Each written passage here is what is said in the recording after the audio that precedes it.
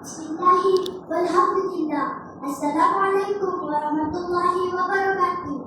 Terima kasih kepada pengunci majlis yang dihormati Barisan Panel Hakim yang arif lagi bijaksana, guru-guru, rakan-rakan dan seterusnya. Sidang hadirin yang dirahmati Allah. Bunga melati putih berseri, harum wangi di taman syurga. Salam membuka, lepaskan lagi kisah Fatimah Az-Zahra kita bicara. Alhamdulillah, segala puji bagi Allah, Tuhan sekalian alam. Selamat dan salam ke atas junjungan besar Nabi Muhammad. Saya Nur Rebecca Kisha Amanda dari SK Sirusa. Pada hari ini, izinkan saya membawa hadirin sekalian untuk menghayati ketokohan seorang wanita yang dimuliakan oleh Allah. Beliau ialah Sayyidatina Fatimah Az-Zahra, putri kesayangan Rasulullah. Beliau bukan sekadar putri seorang nabi, tetapi merupakan simbol keteguhan iman, kesabaran dan kesucian yang diiktiraf oleh Al-Quran. Firman Allah dalam surah Al-Ahzab ayat 33 yang maksud, hanya sesungguhnya Allah adalah hendak menghilangkan dosa daripada kamu, wahai Ahlul Bait, dan membersihkan kamu sebersih-bersihnya. Ayat ini yang dikenali sebagai ayat ta'i telah diturunkan khusus buat Rasulullah, Sayyidina Ali, Sayyidatina Fatimah, Sayyidina Hasan dan Sayyidina Hussein. Allah sendiri menyaksikan kesucian dan kedudukan mereka. Maka dari sinilah mengapa kita telah memahami Fatimah digelar Az-Zahra yang bermaksud yang bersinar. Hadirin dan hadirat yang dihormati, uraian saya yang pertama, keteguhan iman dan ujian kehidupan. Sayyidatina Fatimah dibesarkan di rumah kenabian. Sejak kecil, beliau melihat ayahnya dihina, dicaci, dan dilemparkan najis oleh kaum musyriki di hadapan Ka'bah. Fatimah sendiri melihat ayahnya dihina, dicaci, dilemparkan dengan najis oleh kaum musyrikin di hadapan Ka'bah. Fatimah sendiri yang membersihkan najis tersebut dari belakang tubuh Rasulullah sambil menangis. Hadirin sekalian, peristiwa ini mendidik kita. Iman Fatimah tidak goyah walaupun dikelilingi tekanan. Beliau tidak pernah mempertikaikan perintah Allah dan Rasul. Keteguhan inilah yang dimaksud dalam ayat tadi. Allah membersihkan hatinya daripada keraguan, membersih jiwanya daripada cinta dunia yang melampau. Ujian beliau berterusan selepas kewafatan bundanya, Sayyidatina Khadijah. Beliaulah yang mengambil ahli peranan mengurus rumah tangga Rasulullah dan menjadi penguat semangat kepada ayahnya. Kerana itu, Rasulullah bersabda, Fatimah itu sebahagian daripadaku. Siapa yang menyakitinya, yang menyakikiku. Hadis riwayat Bukhari.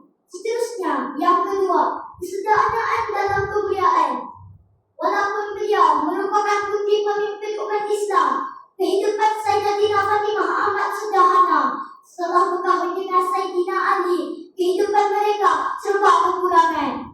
Di rumah, mereka tiada pembantu. Fatimah sendiri yang menghisap batu sehingga tangannya melecet, mengikat air dari telaga sehingga bahunya berbekas, dan menyapu rumah sehingga pakaiannya berdebu. Apabila meminta seorang pembantu kepada Rasulullah, baginda memberikannya. Sebaliknya, baginda mengajar zikir yang lebih baik daripada seorang pembantu, yaitu tasbih 33 kali, tahmid 33 kali, dan takbir 34 kali sebelum tidur. Inilah yang dikenali sebagai zikir Fatimah. Lihat tuan-tuan dan puan-puan, beliau tidak berumur. Beliau menerima ketentuan itu dengan redha. Inilah manifestasi disucikan bersih-bersihnya seperti dalam surah Al-Ahzab. Hatinya bersih daripada tamak, keluh kisah, dan tuntunan duniawi. Jiwanya hanya bergantung kepada Allah. Hadirin sekalian, uraian saya yang ketiga, utamakan akhirat melebihi dunia. Pernah suatu ketika Sayyidina Ali memperolehkan sedikit hartanya. Beliau berhasrat untuk memberi perkakas rumah. Namun Sayyidina Fatimah berkata, "Wahai Ali, adakah kita mahu menghias rumah kita di dunia, sedangkan rumah kita di syurga masih kosong?" Akhirnya, mereka bersepakat untuk memberi harta tersebut kepada fakir miskin. Demikianlah ketinggian pandangan akhirat yang dimiliki oleh beliau. Rasul sendiri pernah bersabda, "Fatimah wanita penghuni syurga." Hadis riwayat Tirmizi. Kemuliaan ini bukanlah kerana beliau puji Nabi semata-mata, tetapi kerana keteguhan imannya, menjaga kehormatan dirinya, taat kepada suaminya, mendidik anaknya Hasan dan Husain menjadi pemuda syurga, serta seluruh hidupnya diabadikan untuk Rasul dan Allah. Hadirin yang dirahmati Allah, ayat 33 dalam surah Al-Ahzab inilah mengajarkan kita bahawa Ahlul Bait telah disucikan oleh Allah. Sayyidatina Fatimah adalah lambang kesucian itu.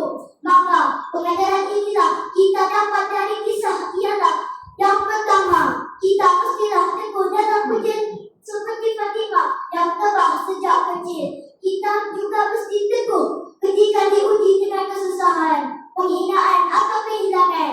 Iman bukan sekadar di lisan, tetapi terbukti apabila diuji. Yang kedua, hidup secara sederhana. Kemuliaan seorang bukan diukur pada hartanya dan kemewahan rumahnya, tetapi pada sejauh mana hatinya bersih daripada sifat mazmumah dan sentiasa bersyukur. Yang ketiga, utamakan akhirat. Dalam setiap keputusan hidup, tanyalah diri kita, adakah ini menambah berapa untuk rumahku di syurga? Inilah degradasi pemikiran yang ditinggalkan oleh Sayyidina Fatimah. Dan yang terakhir, didiklah keluarga dengan iman. Beliau melahirkan zuriat yang menyambung perjuangan Islam. Kejayaan kita bukan hanya pada diri sendiri, tetapi pada sejauh mana kita mewariskan iman kepada generasi seterusnya. Sayyidatina Fatimah Az-Zahra telah wafat 6 bulan selepas kewafatan Rasulullah. Pergian beliau pada usia yang muda menjadi bukti bahawa orang yang paling dicintai Allah seringkali dijemput pulang dalam keadaan suci. Semoga Allah menurunkan kepada kita sekelumit dari keteguhan iman, kesabaran dan kesucian hati Sayyidatina Fatimah Az-Zahra. Akhir kalam dari saya, berhati teguh berdiri, tidak goyah